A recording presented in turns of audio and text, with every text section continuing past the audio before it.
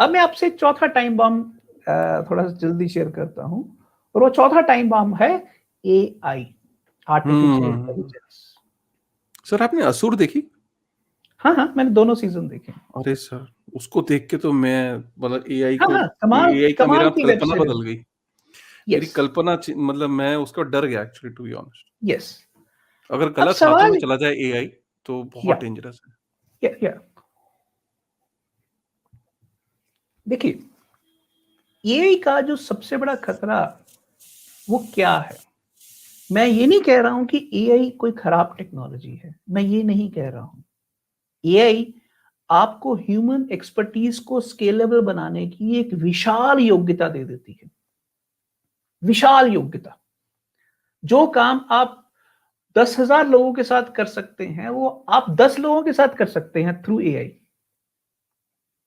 आपको 10,000 लोगों की जरूरत नहीं है, आप 10 लोगों के साथ भी कर सकते हैं।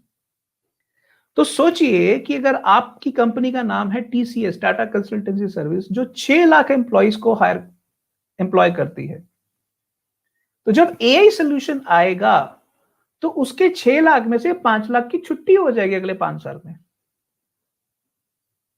Infosys, Capgemini, Accenture, tech Mahindra, करोड़ों लोग टेक सेक्टर के अंदर हैं। मैं ये कह रहा हूं कि 90% tech solutions company, software employees बेरोजगार हो जाएंगी। आप समझिए कि AI प्रोडक्टिविटी पर एम्प्लॉय बढ़ाती है, पर परचेजिंग पावर पर एम्प्लॉय घटाती है। तो सोचिए कि जो लोग बेरोजगार होंगे ये वही होंगे जो मकान की किस्तें दे रहे हैं, जो आपका स्विगी जोमेटो कर रहे हैं, आपके रेस्टोरेंट्स में जा रहे हैं, अपने बच्चों को स्कूल कॉलेज यूनिवर्सिटी भेज रहे हैं, आपके इंश्योरेंस पेमेंट्स कर रहे हैं, आपकी सेविंग्स आपके स्टॉक मार्केट में इन्वेस्ट कर रहे हैं, वही लोग हैं। और जब वो लोग, उनकी परचेजिंग पावर सडनली जीरो हो जाएगी क्योंकि उनका काम अब AI करना शुरू हो गई है, तो आपके कर्जों की किस्तें कौन पे करेगा, ब्याज कौन पे करेगा। लेंडर ऑफ लास्ट रिजॉर्ट एक ऐसे धर्म की तरह है जिस धर्म के अंदर आपको महीने की पहली तारीख को प्रसाद मिलता है तनख्वाह के रूप में, आपके बैंक में सैलरी क्रेडिट हो गई।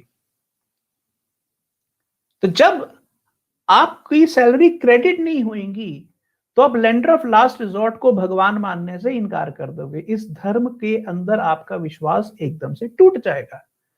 और AI उस विश्वास को 2 4 10 20 100 लोगों तक के लेवल पर नहीं तोड़ रही, उस चीज को वो करोड़ों लोगों के लेवल पर तोड़ने जा रही है। Lawyers, accountants, digital marketers, content writers, accountants के साथ साथ सॉफ्टवेयर प्रोग्रामर्स, ये सारी की सारी व्हाइट कॉलर जॉब्स जो हैं, इसका 90% खत्म हो जाएगा और ये जॉब्स कभी वापस नहीं आएंगी, कभी वापस नहीं आएंगी ये jobs. What does that mean? That means कि हम एक ऐसे पॉइंट की तरफ जा रहे हैं कि जब परचेजिंग पावर ही नहीं रहेगी तो कर्जे की किस्तें कौन पे करेगा और टैक्स कौन पे करेगा। तो आप पहले टाइम बॉम्ब डेट यानी कि कर्जा, दूसरा टाइम बॉम्ब डेमोग्राफिक्स, लोग कमाने वाले कम हो रहे हैं, number 3 geopolitics and number 4 AI। आप इन सारे टाइम बॉम्बों को इकट्ठे काम करते देख रहे हैं। कौन कब फटेगा, क्योंकि ये एक दूसरे से पावर ले रहे हैं।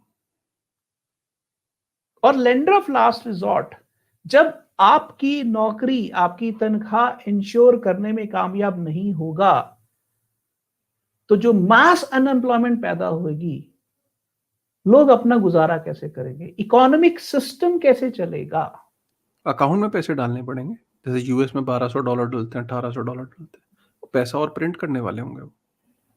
पर काशिफ, अगर आप पैसा प्रिंट करेंगे इस तरीके से तो आपकी करेंसी के एक्सचेंज रेशियोज का क्या होगा। तो लेंडर ऑफ लास्ट रिजॉर्ट इस वजह से भी मरेगा क्योंकि उसकी सरकार होती क्या है, सरकार एक्चुअली में किंग का मॉडर्न रूप है। और यस, किंग कौन होता था? जिसपे प्रजा उसके दर पे जाती थी और कहती थी, राजा तेरी प्रजा क्या भूखा मर जाएगी? तो राजा कहता था, क्या हुआ बाहर, क्या हुआ? तो बोलते थे कि वो सूखा पड़ गया इस बार राजा, महाराज इस बार सूखा पड़ गया है।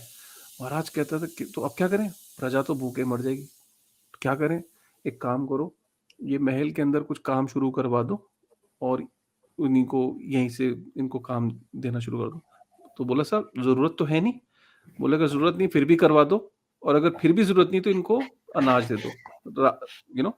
सो ये शुरू से ऐसा होता है कि राजा ने, लेंडर ऑफ लास्ट रिजॉर्ट ने बचाने की कोशिश करी है। जनता को अब भी बचाया जाएगा, जब भूखे मर रही होगी जनता, जैसे राशन फ्री सब चीजें दी काशी जाती है ना, काशी भी कि इस बात कहां को से आएगा समझो, पैसा। एक बात समझो। मैं ये जानता हूं कि राजा लोग जो थे, जब नया राजा आता था, जब कर्जे बहुत ज्यादा बढ़ जाते थे, तो नया राजा आके अनाउंस कर देता था कि पुराने सारे कर्जे माफ। ओके, जो आके कहता था कि पुराने सारे कर्जे माफ, वो लेजर का को टोटल क्लीन कर देता था, पुरानी लेजर को पूरा साफ करके नई लेजर क्रिएट कर देता था। क्रिएट। आप मुझे बताइए, आज की तारीख में राजा नहीं है, डेमोक्रेटिक सिस्टम है। अगर बैंकों के सारे कर्जे साफ कर दिए जाएं तो रियल एस्टेट मार्केट का क्या होगा? सोचिए, आपका जो घर है, जो 1.25 करोड़ का आपका फ्लैट है डीएलएफ के अंदर, अगर आप कहें कि बैंक को अब कर्जा वापस नहीं देना है क्योंकि आप दे नहीं सकते हैं, तो जो बैंक आपसे कर्जा ले नहीं सकता, तो उस 1.25 करोड़ की प्रॉपर्टी की अब नेट वैल्यू क्या रह जाएगी? The market would collapse like this because there are no takers. there are no takers.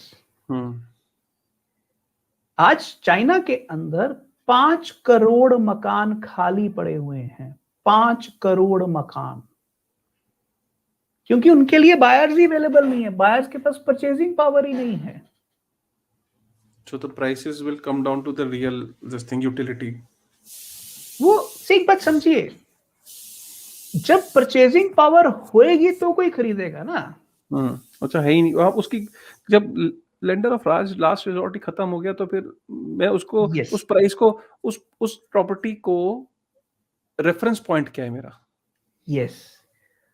अब जैसे आप छोटी सी बात, एक आप बिल्डिंग में जाते हैं, अपार्टमेंट कॉम्प्लेक्स में 500 मकान हैं, तो 500 मकानों को मेंटेन करने के लिए एक सेंट्रलाइज पावर सप्लाई चाहिए, वाटर सप्लाई चाहिए, अदर मेंटेनेंस सिस्टम चाहिए, सारा कुछ चाहिए, लिफ्ट सिस्टम चाहिए। और सारी चीजें तभी होंगी अगर वहां उस 500 मकानों में लोग आके रहेंगे, थोड़ा थोड़ा उसमें कंट्रीब्यूट करेंगे तो जाके। बट अगर वो ऐसा नहीं हो सकता कि 500 मकानों के कॉम्प्लेक्स पे 10 लोग आके रह ले, ऐसा नहीं हो सकता। कम से कम 200-400 लोग रहें आएंगे तो वो सोसाइटी चलेगी। हाँ। और जिन सोसाइटीज में पैसा नहीं आता है, उन सोसाइटीज में आप भी रहे हो, मैं भी रहा हूं, हालत खराब हो जाती है। यस। तो इसलिए ये जो चौथी चीज है जो मैं कह रहा हूं, वो ये है कि आप फंडामेंटली एआई ने आपकी परचेजिंग पावर को किल कर देना है। मेजॉरिटी की, कुछ स्मॉल माइनॉरिटी की परचेजिंग पावर को बढ़ा देगी, बट मेजॉरिटी की परचेजिंग पावर को वो किल कर देगी। तो जब मोनोपोली, डेटा की मोनोपोली मुट्ठी भर कंपनियों जैसे माइक्रोसॉफ्ट, गूगल, इनके पास आ जाएगी, तो ये कंपनियां आपके देश की सरकारों से ज्यादा ताकतवर हो जाएंगी,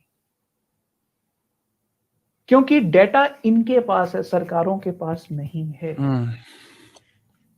विच मीन्स कि उस केस के अंदर अगर सरकारें नोट छापती हैं तो इन्फ्लेशन बढ़ेगा, अगर इन्फ्लेशन बढ़ेगा तो करेंसी कोलैप्स होएगा, अगर करेंसी कोलैप्स होएगा तो आपके जो मैंने पहला टाइम बॉम्ब बताया था डेट का, वो एकदम से फट जाएगा। तो अब भाग के आप कहां जाएंगे?